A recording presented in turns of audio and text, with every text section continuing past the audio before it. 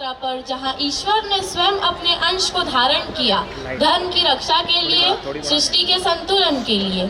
इन्हीं 10 महान अवतारों की कथा है दशावतार, जो हमें सिखाती है कि धर्म कभी नष्ट नहीं होता, केवल रूप बदलता है।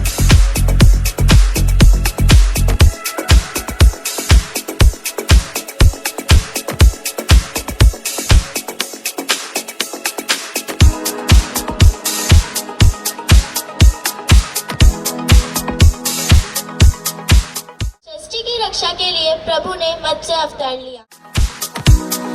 अवतार धरती माँ को बचाने के लिए प्रभु ने यह रूप धारण किया।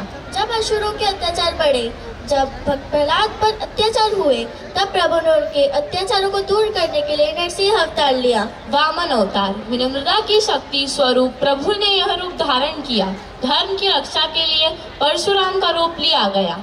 भगवान श्री राम ने अवतार लेकर हमें सिखाया है कि धर्म कठिन हो सकता है पर असंभव नहीं। श्री कृष्ण ने हमें सिखाया है कि कर्म करो, फल की चिंता मत करो। करुणा का संदेश देने के लिए तथागत बुद्ध ने अवतार लिया।